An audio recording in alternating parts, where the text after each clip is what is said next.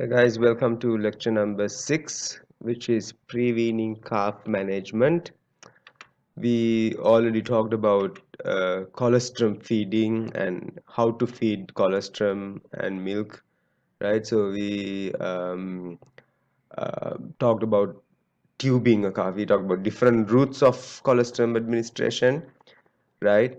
Or milk, bottle feeding, bucket feeding, suckling the mother. And one of the techniques we talked about was tubing a calf, or insert via a calf feeder stomach tube. So I won't go into details on this YouTube video. You can watch this on YouTube. See that's the link, right? And this is about 10 minutes long, right? So I urge you to watch this. Okay, so he doesn't exactly follow the technical steps we talked about, right? But nevertheless, it's important for you to see this, right? Okay, and right, so let's skip that, right? This I will go through. Now we said bottle feeding is critical, especially at the beginning, right? And now what do you think? Do you think it's recommended to keep on feeding via bottle the whole 2 months or whatever during the pre-weaning period, or do you think we should shift to the bucket from the bottle? Right, so bottle feeding is fine, but the problem is bottle feeding is more cumbersome. Cleaning, disinfecting bottles would be more difficult, and in addition, you have to have labor, right? So labor not only for cleaning the bottles but also for feeding the calves. So whereas if you can if you can transition from bottle to bucket, right? Then that will be a lot easier. You don't have to have a human labor to feed the calf, and also cleaning is also a lot more easier. Cleaning the bottle, cleaning the teeth, right? Mostly ideally you have to clean with hot water and soap, right? It's more difficult and labor intensive, right? And it's not necessary once the calf gets used to the bucket. Okay, so what do you think? Because we talked about um, uh, the disadvantages of bucket feeding, right? Which is, it doesn't the esophageal groove closure is not as efficient with the bucket compared to the bottle. So what happens then? What do you think? Uh, is it going to interfere with the esophageal groove closure? And in that case, is the bucket not recommended? What do you think? But you see, we don't transition the calves to the bottle right at the beginning. We can do the bottle for the first couple of weeks, and when we do the first couple of weeks, right, the calf starts this conditional reflex that we talked about, and then when it gets conditioned, the esophageal groove closure will take place when the calf observes the farmer preparing milk utensils, bottles, feeding other calves, etc., etc. And if you're on time, around that time the calf expects milk, right? So when esophageal groove closure takes place, is conditioned properly, you can use the bucket, because regardless of whether the calf drinks from the bucket or the bottle, esophageal groove closure will take place properly. Right? So typically, in large farms, they transition at around 10 days, 2 weeks, 3 weeks, depending on the farm, right? Okay, I hope that is clear. So let's watch this video. But before we watch the video, what do you think? Do you think it's an easy process? In let's say on the 14th day, instead of the bottle, you just put the milk into the bucket, and is the calf going to drink out of the bucket just like that? Let's watch this video and see. Yeah, so you may not get the sounds of this, so I urge you to watch this on this YouTube video. That's the link.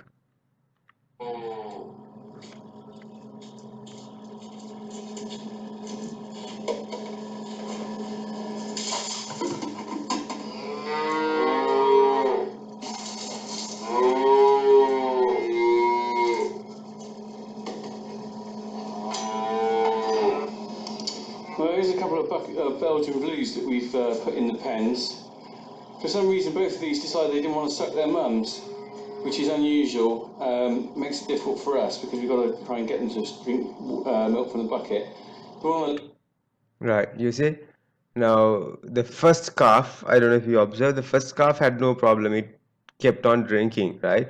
He just added the milk to the bucket. So I presume that's because it's an older calf. It looked a little larger, right? So it already knows how to drink from the bucket. But look at this calf. It just smelled the milk, right? It didn't drink. Why is that? See, drinking out of a bucket is not a natural physiological movement or process for a calf, whereas suckling the bottle is natural because suckling the bottle is almost as same as suckling the mother's teat, right? So that the vacuum action that's not unnatural, whereas this is unnatural, right? So you can't just add milk to a bucket and blame the calf if it doesn't drink milk, right? So you have to teach the calf how to drink from a bucket.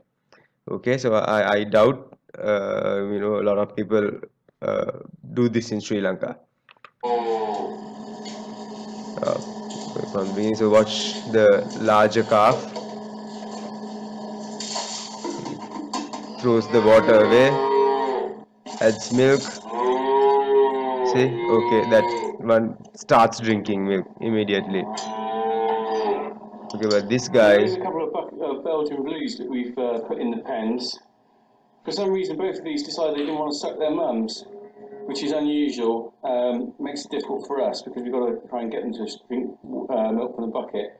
The one on the left here, you can see there, it's actually doing that drink from the bucket now.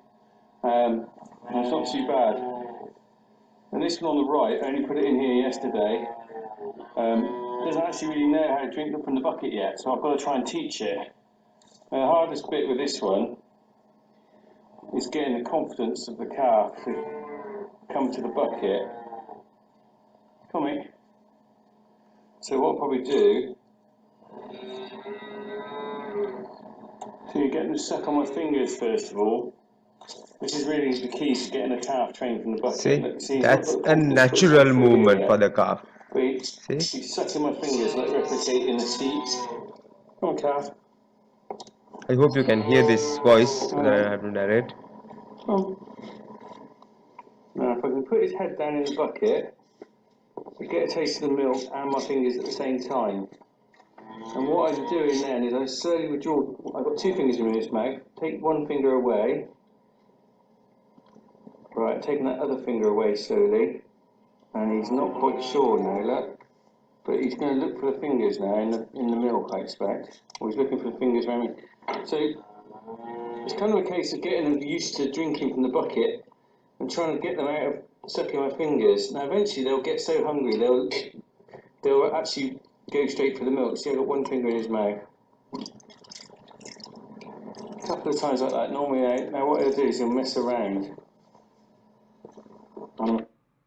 Okay, I hope you saw that, right?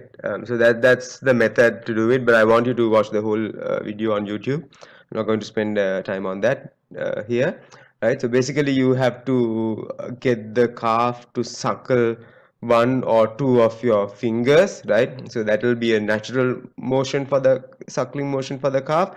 So it will suck on your fingers, right? Then you draw the calf towards the milk, right? And get while the calf suckles your fingers, the milk will automatically go into the mouth, and then the calf will learn to eventually drink from the bucket, right? It will learn that motion with the tongue, right? So that is how you do it, right? So it's not easy at the beginning, right? But once you train the calf, then it's easy. It'll just drink off the bucket, right? Okay.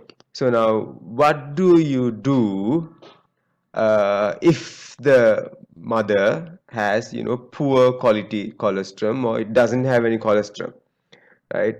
Now, certain examples might be the mother died during parturition, right?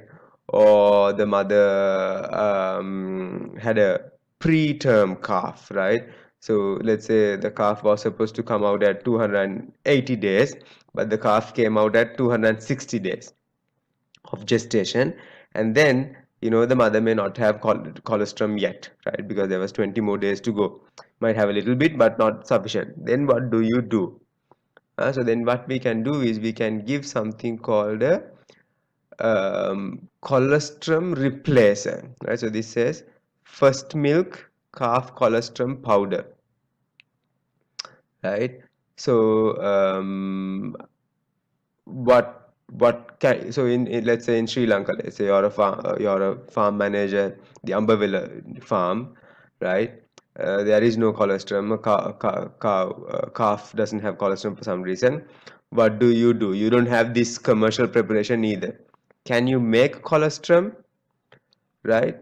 You can, right? You can make colostrum, something like 3 cups of milk, one beaten egg, some kind of oil to get some fat, sugar to get the energy, right? Egg for the protein, and so on. But this lacks something. What does it lack? It lacks immunoglobulins, right? So remember, colostrum, we talked about this.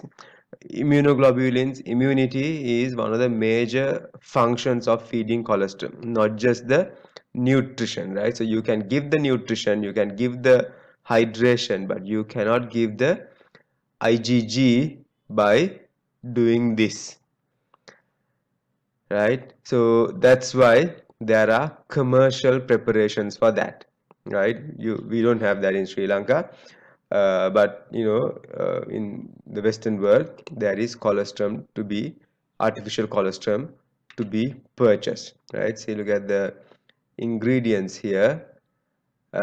Crude protein 50%, right? So what I want to show is this one. See, bovine serum globulin, so that's IgG globulin, right? Globulin protein 27% or 150 grams. Remember we talked about grams, right? So typically if you feed 100 grams, right, about 35 of that gets absorbed, right? 35 grams, right? So then if you feed within the first 2 hours, and for a calf having 3.5 liters of blood volume, uh, that gives 10 grams per liter or 10 milligrams per ml, right? Whereas this has 150 grams. So even for a larger calf, it will give more than 10 grams per liter in its blood, right? So this is artificial colostrum or colostrum replacer, right? So now this has just all immunoglobulins, right, from bovine serum globulin, whatever was present in the mother's blood, right? So typically you'll have to, where can you get this from? Bovine serum globulin, where can you get it from? You have to get from the blood of an adult, right? So you'll have to collect blood from slaughterhouses, right? So typically in slaughterhouses, you would have heard in public health and so on, that there's something called the blood meal, right? So they collect the blood and use it for, it's highly nutritious, right? Use it for feeding, preparing animal feed, right? So you can get the blood from there and separate it and take the globulin fraction out and use it for this kind of thing. So in addition to that, you can also get preparations specifically with I'm sorry, type of immunoglobulins you want, like E. coli antibody, right, or coronavirus antibody, right? So you do that. You don't do that routinely.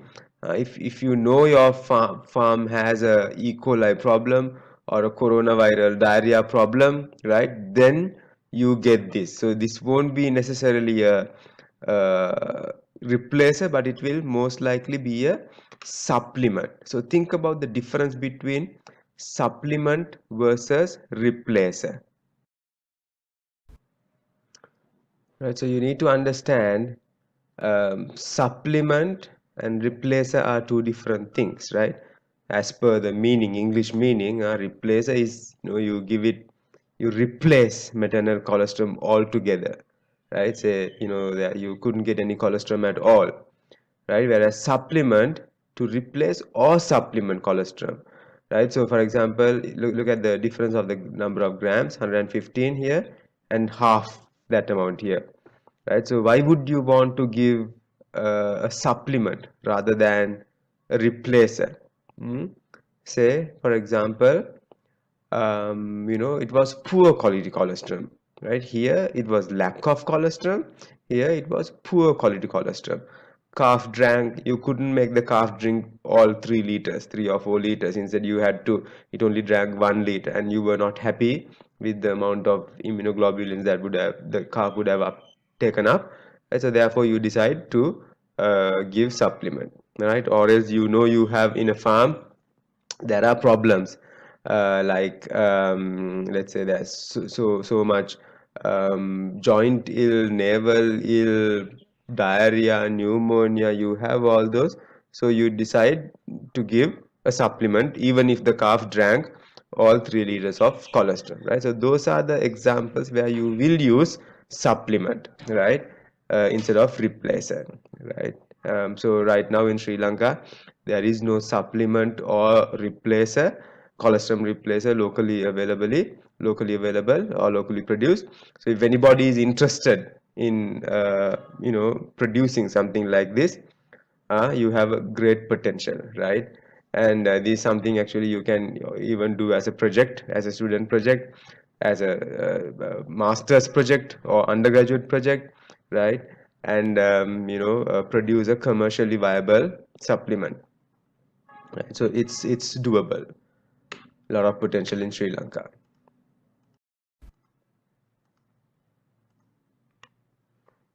Okay, so like there are colostrum replacers, there are also milk replacers, right?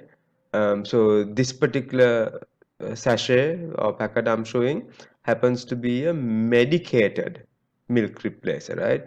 So it has, in addition to all the nutrients of milk, it also has oxytetracycline and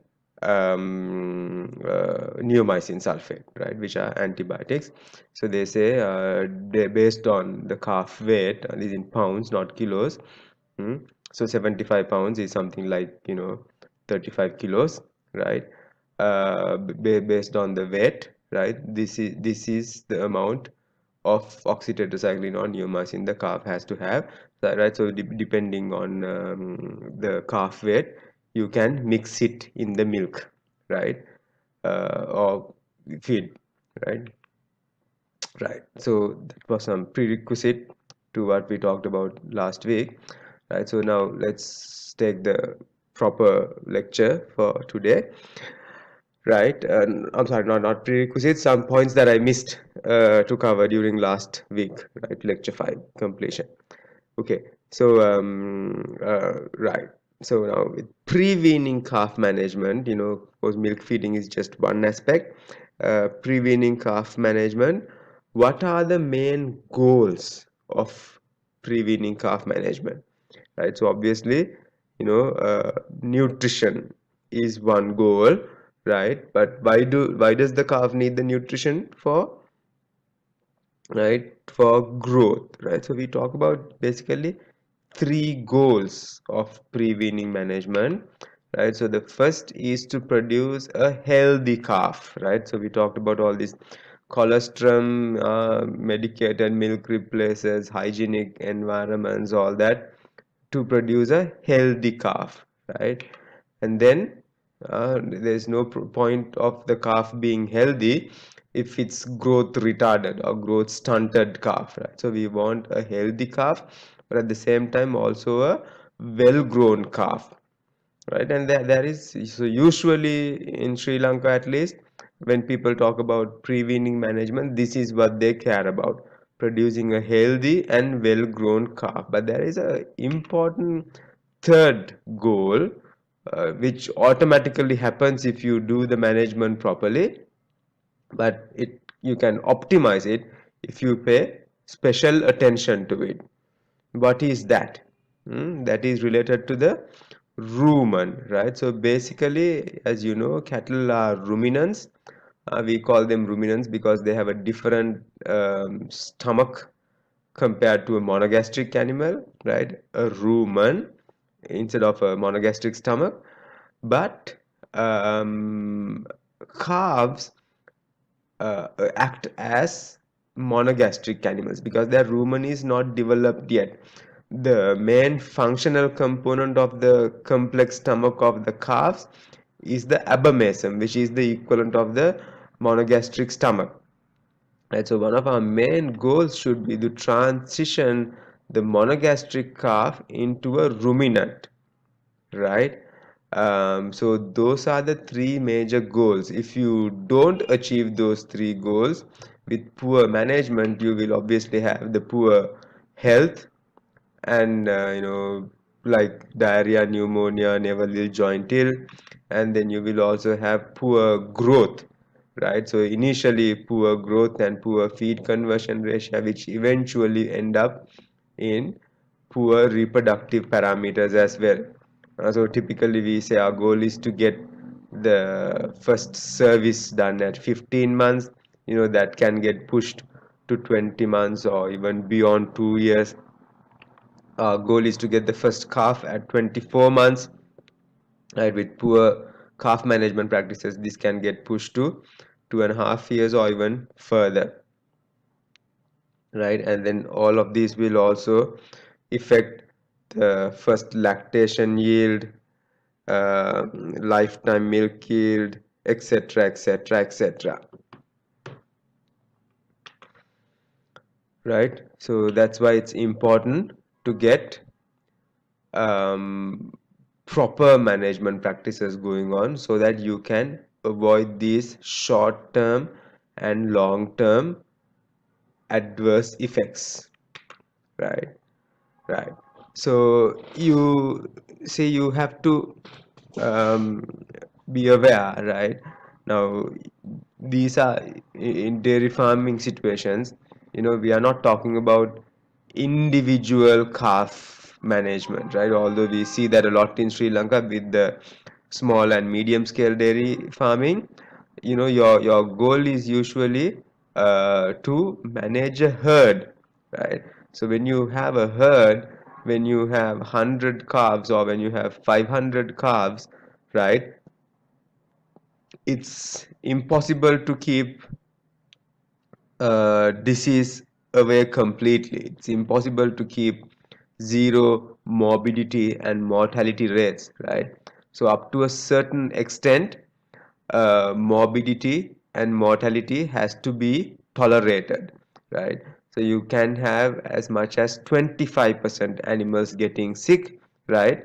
And in a certain age category, that's kind of not expected, but that's kind of forgiven, tolerable. But if it goes beyond that, then it becomes unacceptable, right? So we talk about different morbidity and morbidity rates for diarrhea and pneumonia,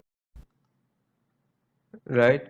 For scovers is diarrhea, calf diarrhea, right? So within the first 2 months, right, to have 25% calves affected from diarrhea is not unusual, right? So up to 25, so not all of them will be sick at the same time, the 25%, but during the course from 1 day to 60 days, on and off, about 25% calves to get affected with diarrhea is tolerable, right? That happens. But if you have 40, 50, 60% animals getting diarrhea, then there is definitely a management problem, right? So even if you are getting 25% diarrhea, that still means something is wrong with the management. However, still not no reason to panic because they are not going to die, right?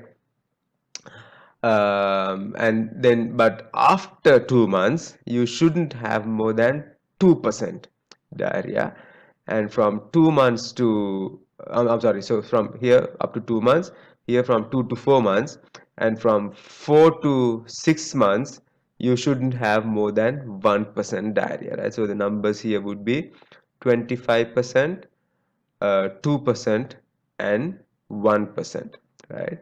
So but the pattern is slightly different for pneumonia, right? So here within the first 2 months we said up to 25% diarrhea, but usually for pneumonia within the first 60 days or 2 months you don't expect to see more than 10%, right? So more than 10% would be a problem, right? So here the second to fourth months diarrhea dramatically drops from 25% to 2%, but here it increases from 10% to 15%, right? So why is that? Why do you think the reason for what do you think the reason for that is? Right, so it's actually to do with immunity again, right? So we'll talk about that on a different slide, but I talked about passive immunity and active immunity, right? So right around 2 months, or maybe sometimes it depends on the book you look at, right? Some books say around 8 weeks, some books say around 4 weeks, around 6 weeks, depending on different studies and different textbooks.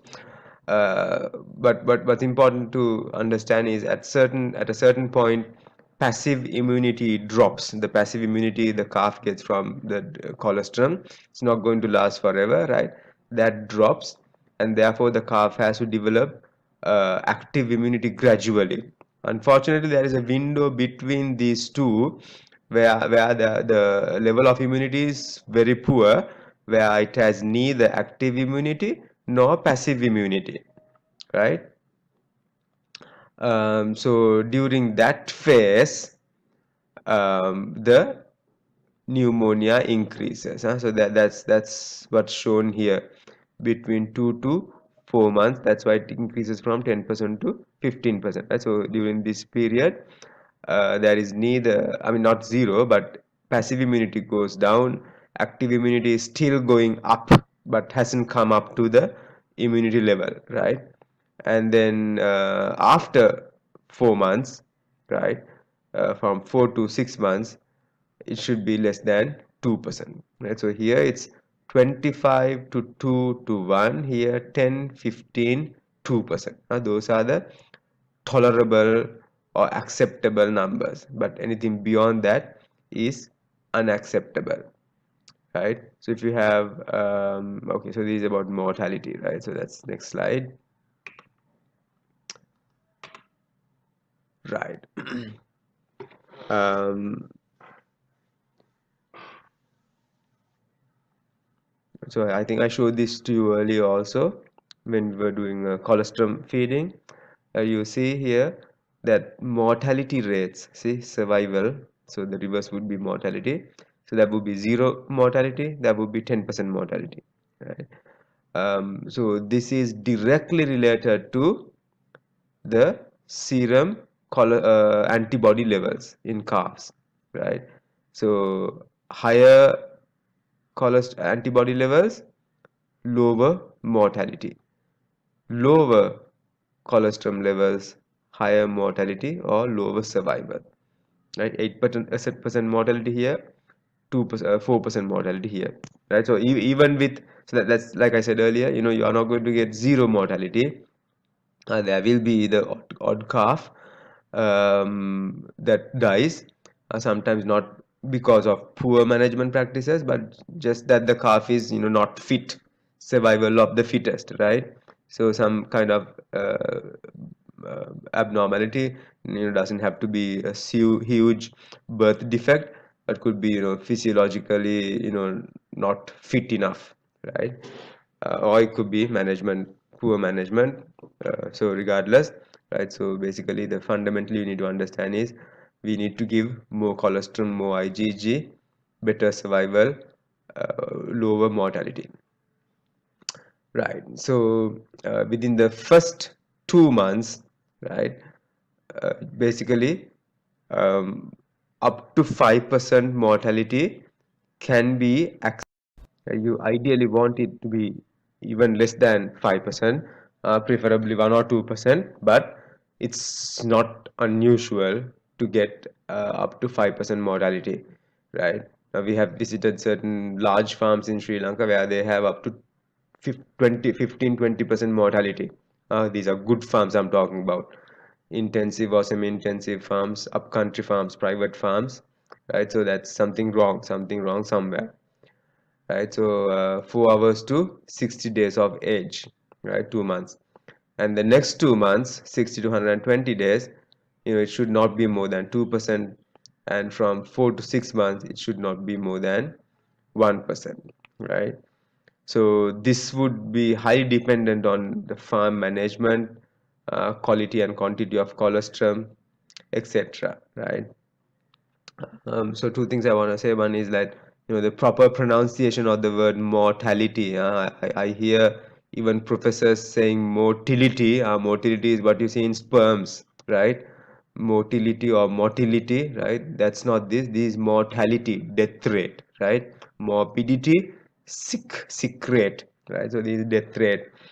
So usually in dairy or any animal production system, dairy, poultry, goat, they are not pet animals, right? So usually if you see morbidity or mortality, that usually reflects poor management, right? So in animal production system, we usually say disease is a result of poor management, right?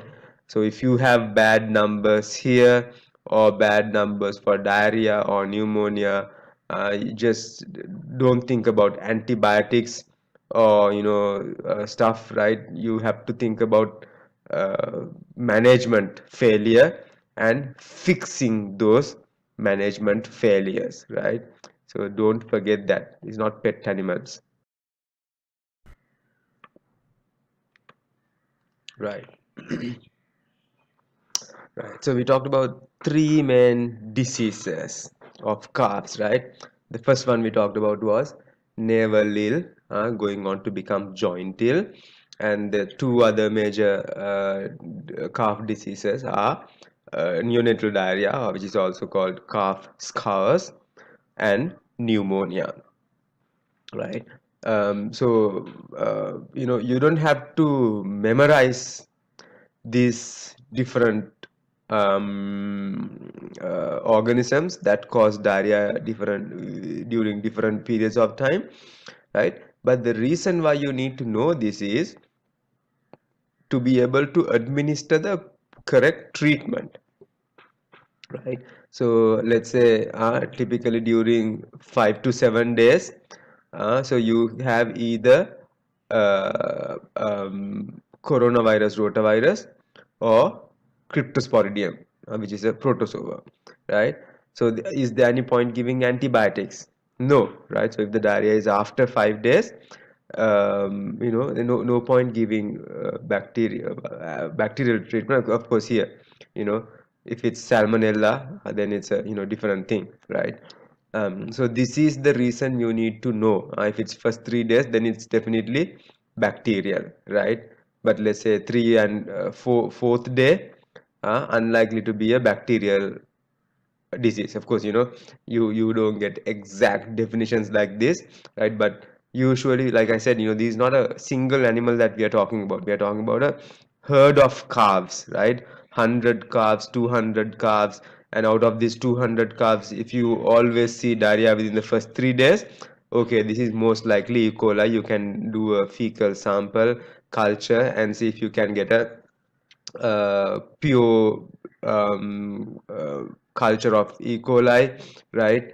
Or you do, and then you know this is um, uh, E. coli diarrhea, right?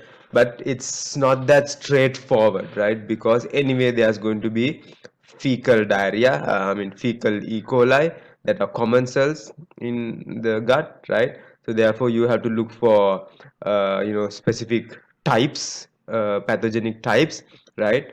And all that, right? So this is very complicated, right? That's why we can't, specifically do all these culture and ABST, antibiotic sensitivity testing and all that. So that's why you have to sometimes just go by tentative treatment, tentative diagnosis based on the epidemiology, right? So which is here the age at which the calves get the diarrhea, right? Right, so this is why you need to know this. If it's at 3 weeks, no point giving antibiotics, right? 3 weeks, it's most likely one of these three protozoa, right? So anyway, you have to have an idea. So if at a viva or exam I ask you, okay, a calf, herd of calves is having diarrhea at 3 weeks, what are the most likely causes, and you say rotavirus and coronavirus, wrong answer, you don't get any marks, right? So you need to have a rough idea about when calves will get these different organisms. Right. So now so something important for you to understand is, right, now like I said earlier, it's not just a matter of antibiotics. When you treat, I've seen many veterinarians, not only in calves and dogs, right? So they just give the antibiotic. They disregard the whole syndrome where calf has had a lot of diarrhea and has lost a lot of water and therefore may be dehydrated, right? So in which case you might need to give electrolyte or fluid replacement. Now, if it's only a mild dehydration, IV fluids is not necessary, but if it's moderate to severe dehydration, IV fluids might be important, right? So this is why you need to know this. So we do something called the skin tent test, right? Skin tenting. You can look it up on the internet how you do it. Some of you may already know it, seen it done in dogs and puppies, right? So based on the skin tent duration, you can estimate the level of dehydration, and accordingly you need to think of uh, oral fluid therapy, right, based on the level of dehydration. Okay, so that's why this is important, right? So a lot of people, like I said, they would only think about antimicrobials, right? No, but you need to replace fluid and or electrolyte as necessary, right? So PO is per os, oral route, IV intravenous, which all of you know, right? So this would be treatment, right? So there's no point giving treatment only, because like I said, usually disease indicates a poor management practice, right? So you have to go and correct the management practice, which might be colostrum feeding, right? Poor colostrum feeding, or which might be heat stress, cold stress, chilly wind, unhygienic housing, right? Poor manure management, etc., etc. So you have to not only treat the acute cases but also address the poor management practices and fix all of those to prevent recurrence in the future, right? Otherwise these will go on. I think I must have told you this example when I was doing joint till. So once a farmer, a farm manager, from a university farm, not our farm, agriculture farm, came and told me, doctor, we have this recurrent problem of joint till. We've been giving streptomycin, which worked wonderfully well in the past, but now they have become resistant to streptomycin. So please give me a different antibiotic, right? So is giving a different antibiotic the solution? No, it's not, right? So he admits that he has a recurrent problem of joint ill, which indicates that there is a poor management practice, right? Which might be poor colostrum feeding, which might be poor sanitation, which might be poor naval management, right? So you have to fix those. Of course you give antibiotics to treat the current case, but preventing this in the future is a major goal of the veterinarian and the farm management system, Okay, so don't forget any of these. And in large farms, if you really can't get rid of a certain problem, let's say you have recurrent E. coli diarrhea, you have recurrent rotavirus, you do everything possible, but for some reason you can't get rid of it, and then you might even consider vaccination of the dam or even the newborn. More than for these early ones, 5 to 7 days, vaccinating the newborn won't do any good, because typically it takes around 2 weeks for immunity to develop after vaccination. So vaccinating the dam and getting high levels of antibody in the colostrum might be a good strategy, or else you supplement antibodies and so on, right? Okay, right. So that's about diarrhea, and now we want to talk about pneumonia, right? So here again you see the pathogenic organisms. It could be viral related, it could be bacterial, it could be mycoplasma, right? And so on. But just because you have those organisms, you won't get pneumonia unless there are these all these management related failures to support that, right? So poor colostrum intake, poor housing, presence of older animals. Remember when I talked about placing the maybe I have not talked about that yet, but placing the calf housing away from the adult animals, because remember, young animals have almost zero immunity, right? So having old animals in the vicinity doesn't help, right? Because for them, something might be a common cell, but for because they've already developed immunity, but for young animals, they've never seen this bacterium. The moment it gets exposed to it, they become diseased, right? Overcrowding, poor feeding, poor nutritional status, all of these have to come together to cause pneumonia. Same thing for diarrhea also, right? Poor management plus the organisms.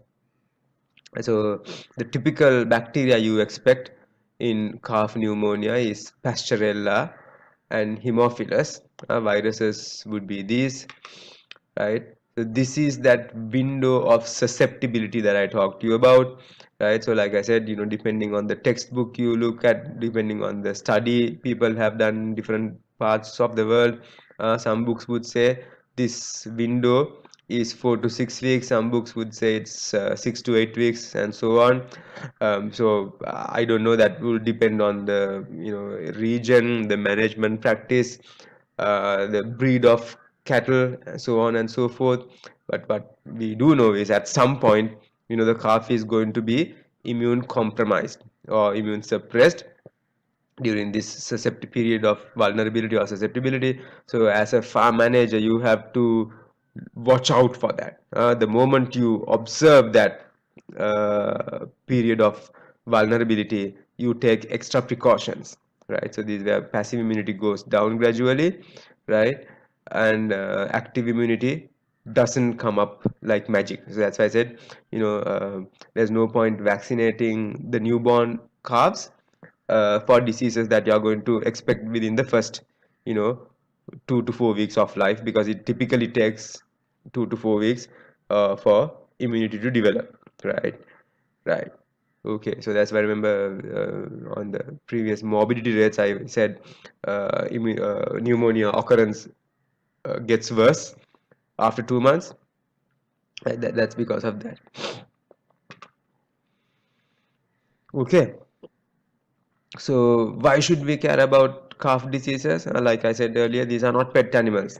Not because you love the calf so much, I don't want to lose the calf. I love you so much, calf. I can't bear the loss of you. Huh? That's not the reason. That might be 5% of the reason, but in a dairy farming industry, that is not the major reason. The major reason is the economic loss, rupees and cents or USD or Australian dollars or British pounds or whatever, right? So that is the reason why you care about calf diseases on one aspect, right? So it's expensive to treat, and then and on the other hand, like I said, short-term losses and long-term losses adds up to this, right? So it adds up to this treatment costs, right? See, cost of treatment for a single affected animal might be this, right? But then retreatments are included, right? So there is loss of everything gets affected, right? So then eventually it ends up being a 80 million pound loss to the British dairy industry, right? So like I said earlier, this is not only antimicrobials, right? So you have to control the predisposing factors like, sanitation, colostrum feeding, so on, right? And then okay, so we said 5%, 2%, 1% for mortality, but is it always a reality? But if you look at this, you'll see uh, depending on the breed for the study, right? Depending on the breed, they have different rates of mortality, or there is actually stillbirth, up as much as 10% stillbirth alone, right? So you need to know what's early embryonic death, what's late embryonic death, what's abortion, what's stillbirth. Define those, the different causes for those, and so on, which I have asked in the questions section. I'm not going to talk about those. You have to do your own reference, right? So anyway, but the basic thing you need to understand here is that it will depend on the breed, it will depend on the management system, right, etc., etc. However, you need to bring it down to those figures that I talked about, no less than, no more than 5%, 2%, 1%. That's mortality the after birth, right? But even stillbirth, right? So 10% is unacceptable, right? Now, I think I might have asked you this question in the past, but I'll ask you again. So this is actually the last slide of the day. So I want you to think of one thing before we conclude. Right now, of course, technology has developed, antibiotics have developed, management practices, detection, diagnostic techniques, right?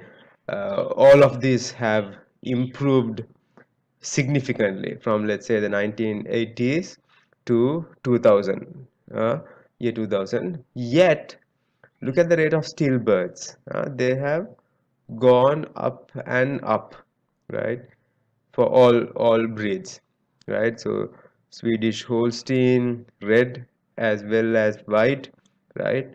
This has gone up, mostly in this, right? And then but in red and white as well, right? So how do you explain this, in spite of all the technology developments, like diagnostic techniques, breeding techniques, right? All that have gone up, yet this has become worse. How do you explain that? Think about that. We will talk about it in the class. Okay, guys, that's all for today. So next week we'll talk about, feeding of pre-weaned calves. Okay, so make sure you answer all the questions before coming to the live discussion. Good luck.